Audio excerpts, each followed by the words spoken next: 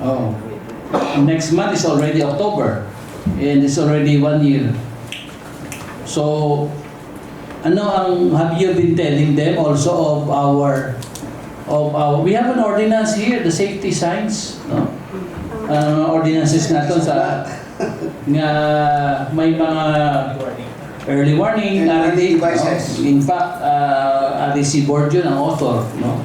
Damo, sing violations ako nakita, Section 5, damo, already basahan ta karon. So, sa level ninyo sa engineering, ako ang makadto, at least ako makadto kay Mr. Rojas, di ba? Have you not observed this and informed them officially also that you have liability? Kiti part ka mo, extension arm ni sila mo. Oh. Have you been telling them, oy, contractor, Mr. Marinik, madamo di sing nag-open nga mga kabilya. Have you been telling them, not only on verbal, but also did you inform them officially also? Yes. Yes, sir. Apparently, sir, every reporting naman sa office, gina-inform si contractor sa negative slippages niya, notices, starting from March 15 ng mga notices until sa August 15 natin na reporting. And si contractor, si Sir Nick Gid mismo, coming from Sir Enric, and to my assistant si Engineer Moises, kabalo na siya, kami ga-inform hindi man siya every day, pero every time nga makalabay kami dito to have an inspection na sir, ang imo to bala sir kanal, wala pa ginanunda mo na nanggareklamo kay si Kapitan, naga-coordinate man kay Moises, sir, for these matters. So, wala man kami nagkulang nga magpabalo kag magpahinumdum, sir, sa aton nga contractor. Okay, you informed them also of your slippages. Pero had you not informed them, remind them, oy, dapat may ari kita diri nga mga signages, safety signs, being the project engineer nga, bisan para bala makorek mo ang contractor mo. While they are doing their job, part of that, ideally, dapat palana sa contractor, but you have also to inform them, remind them, nga, uy, because you will also be, part ka mo. Oh.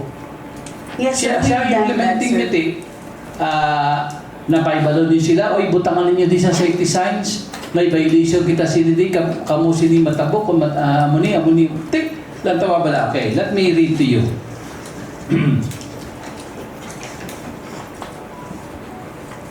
On possible violations ni Usang Provincial Ordinance 2019-212, Section 5. RD. Section 5. Ang ngalan sa ordinance is an ordinance requiring all contractors to comply with appropriate safety measures in the implementation of road and bridge infrastructure projects and for other purposes.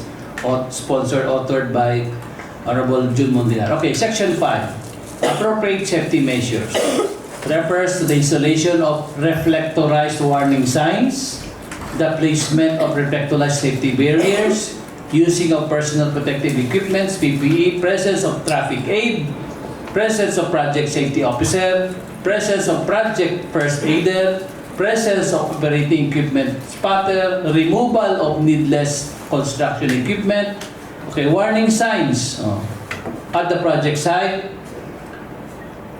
and also the contractor shall place barriers between the lane and that is prepared and for concrete pouring and asphalt. These are all very elementary kung lang tawon ta, no? Section penalties already. So, have you informed them of this? Yes, sir, we have informed them. Verbally lang galing, sir, kay syempre, as part of us, gani, ang kada monitor naman dito sa site, so makita naman, balang wala git. So, ginahambalan man naman si Sir Nick eventually that after inspection kung wala siya dito sa site and even ang mga tao dito. And ang reason ni Sir Nick sa amin, sir, is ginabutangan man sa tao nila but kung gabi kinakuha daw. Pero hindi man naman maano, sir, no, mabalik. Sino nakakuha? I don't know, sir, kung sino bidang gakuha. Pero sometime nga, I can remember, sir, sometime nga ang contract is still on until April. I can see nga may ara man gid siya sang signboards and warning signs. Kay that is part of our pay items. Pero sang uling hinado, medyo amo na to nga part ang permi na kami ga-remind kay damo na siya sa damo na nagareklamo. Okay, interject, Mr. Chair. Let me just finish one more question. So, in the course of these observations, you verbally inform them na may mga violation nga kita sinay, kamo sinay, amo ni mga kinanglanon ninyo i-rectify, kayuhon ninyo. So according sa imo ginambalan niyo sila and hindi ka mo na nabato niyo na mga subject information halin sa engineer. Yes sir, as per instruction ng engineer may. Ay microphone mo palihog. Yes sir, kaya ginatawagan ako ni Ma'am May kung kaya makita, alam ang inspection sila nga wala pala naman ang mga warning signs. Sa imo nga engineer nga site, siya? Kung si Balidwa sir, isa ka forman sa engineer. Ina-call ko man sila sa attention about the problem. But, halimbawa sir, pupunta sila sa mga warning signs. Then, once na mag-operate ang equipment, ang siya kayo medyo sagabal sa vlog. Kung isa, nalilingan mo nila pagbalik ang mga warning signs vlog. Nalilipatan nila kung isa pagbalik. But, hindi man nila makon sa na nag-cause of problem man. Like sang dati harang na warning signs. But mag-operate naman ang equipment, magbuo sila sa kanal. Nalilipatan na pagbalik ang mga warning. Hindi pagkalipatan eh. Ang bulong sila sa mga tigulang, so nung bulong sa lipat, hindi kuripat. Ako na guys, in meeting naman sila about sa problem. Naman may langan ng video wala sila si Manang. Taling nga nagdako pa ang problema tapos basikan pakayaw lang kita dara. Kasi papaginitan kita pa ng grabe ang injury ni ma'am. But before siya natabo sir, sa natabo na, istorya na kami ni Cam. Naghalang ko sa Cam. Nagwan-wan kami nga akong willing ako top from duty, which is nga ang accident sa natabo. Huligan ko na. Then nag-okay pa si Cam. Nag-meeting dito sa may barangay. Then nakuha naman ang settlement na natabo. The next day na. Before sa kanila. 1-5. Just my observation, Mr. Chair. Yes, proceed. Sir, Mr. Rojas, I visited the place last August 22 in compliance with the request for the committee hearing to see the situation. Ang pictures naging present, I took that pictures. Halin sa Akwit Junction, pakadto to sa Mulbon sa ibabaw, hindi ko may nakita nga signages. Biskan mga yellow lang ang mga laso, ibutan mo sa mga panyo bala na, sa mga structure ng ginpabutang, hindi ko may nakita. Dito, nakita. Kaya kung the pictures is an evidence to show that wala di ka mo may ginbutang to nga mga signages, which is one failure. Kaya balan mo, kung gabi, kung adlaw, may mga tricycle kaagi, kung sa mga hubog pa na ka pumuluyo, di wala signages. I think dapat asog na kung wala nyo matapos. Putang ilan nyo, biskan mga laso lang pala. Kaya lang dito sa Akwit, sa to si Babaw, hindi ko may nakita ang laso nga mga signages to warn pedestrians or individuals walking along or transport vehicles to know nga may mga danger areas. Wala gid. So please do that. Kung ano ninyo, kay nakita ko, wala gid yan. Mas ka na nyo kasugit sa ako, kay nakita ko gid. Oh. We are not here to blame you. We are here to help you and to implement para nga ma-avoid pa na ang further injury. Kaya kung hindi nyo na matapos, sigurado ako may ma-aksidente pag hindi nga matabo. Kaya dito si Babaw sa Munpon, kadlak ko to sang kalugo nga kunubog sa gabi maglakad, sigurado mahulog sa impurnal to sa ginaobrahan nyo kaya wala pa ito matapos.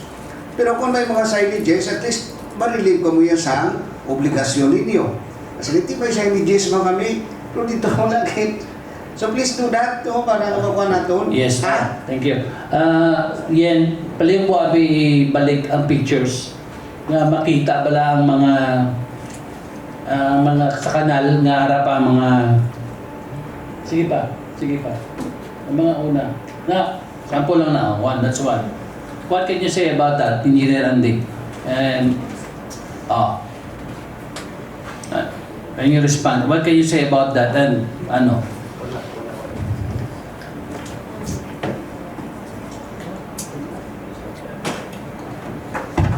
Well, apparently the location of the construction of the drainage structures has no appropriate warning signs.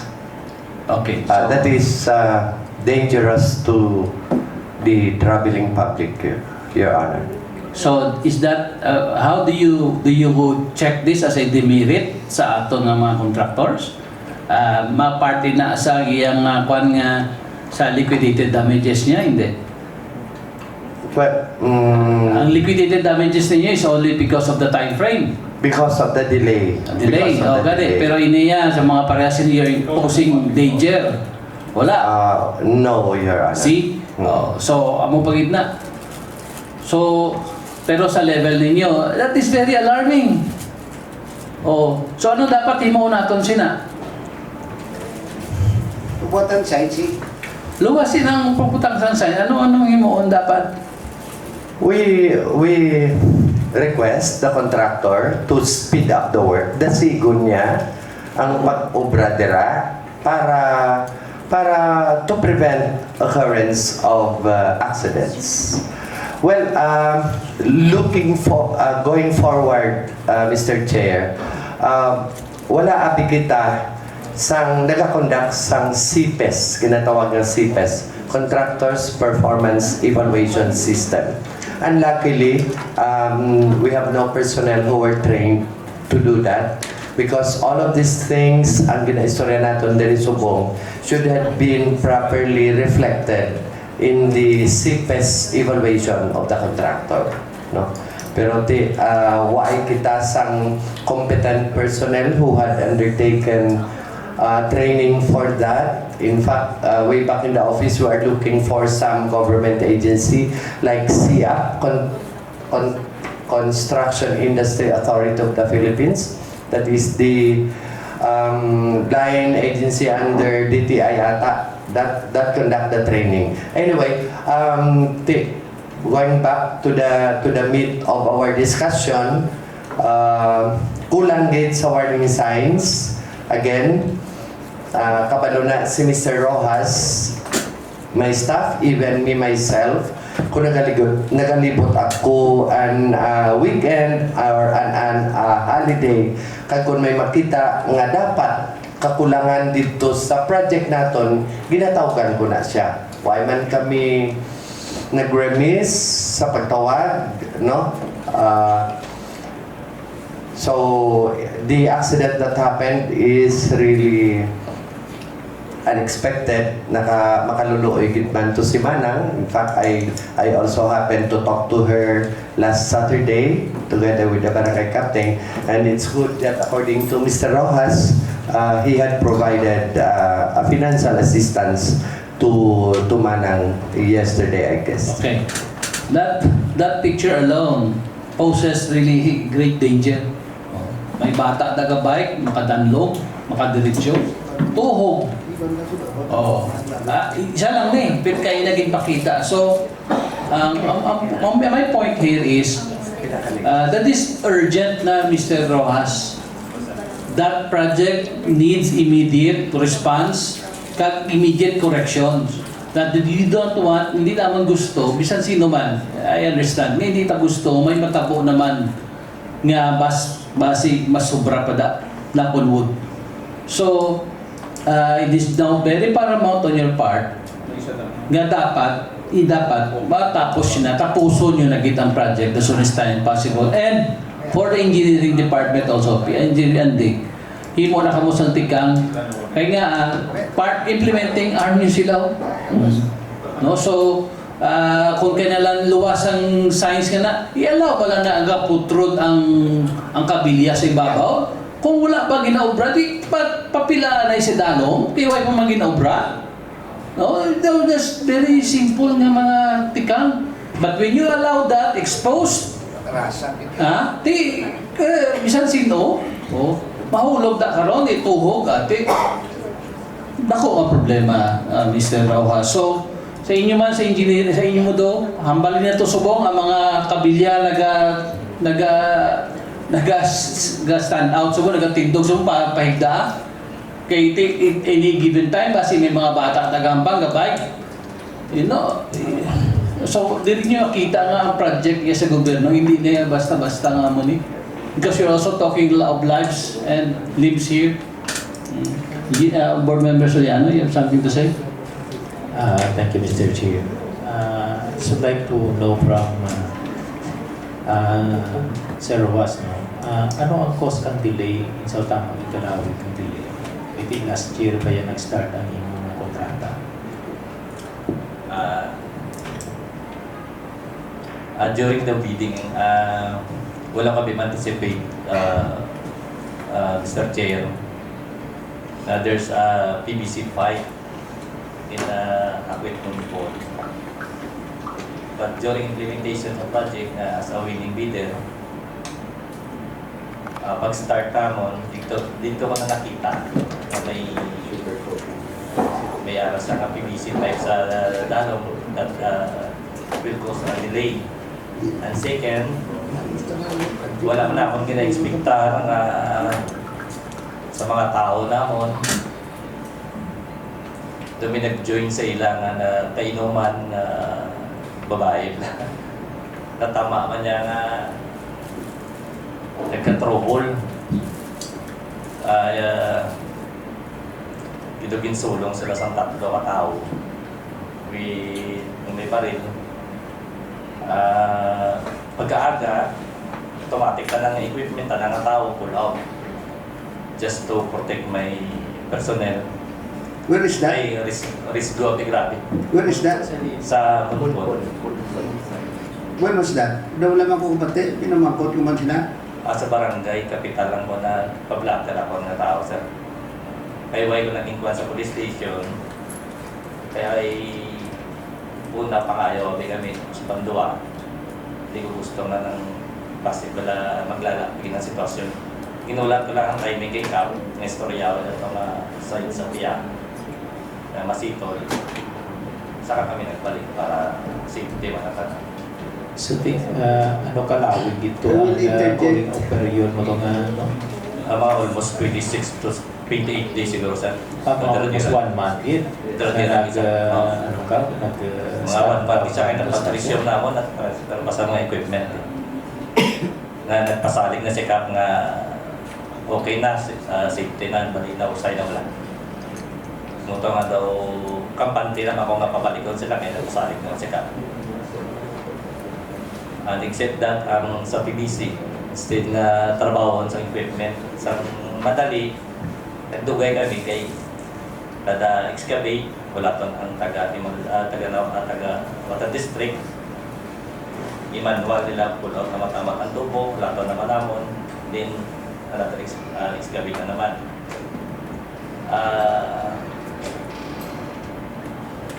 Naman na ang pinaka-kuan ng dili-dili kami sa project. So, to the engineer and Mr. Chair, paano ka mag-deal kang mga problema na Was this problem considered nga justification for the delay? Actually, the matter that was expounded by our contractor had came to our attention.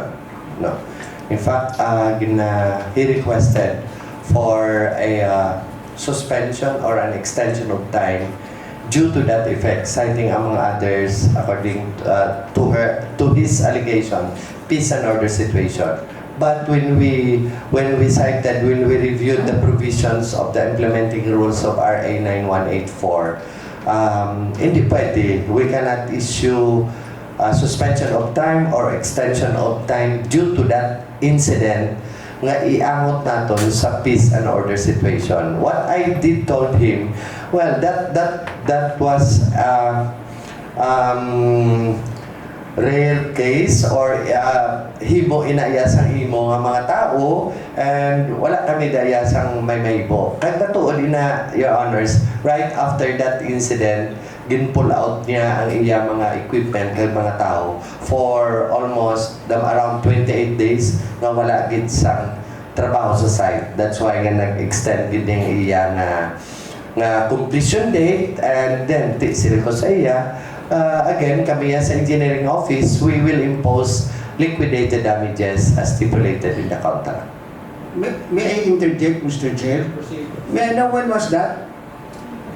Nga, ano to? April. Oo, nag-inaway. Nawala man si Kapitan sa ako sa punpun ng Gambal Partisina. Yeah, sa blatter. When was that? Nalipat ako sa Rungsal ka blatter. I-check ko lang tapos i-check ko lang ang blatter itawag ko lang sa SIC ni Ano ang natabo kay? Ano ang natabo nga naguntat ka mo? Kapos kita kasimple sila, these are, you know what, Mr. Marinek, you are very happy, you are very lucky.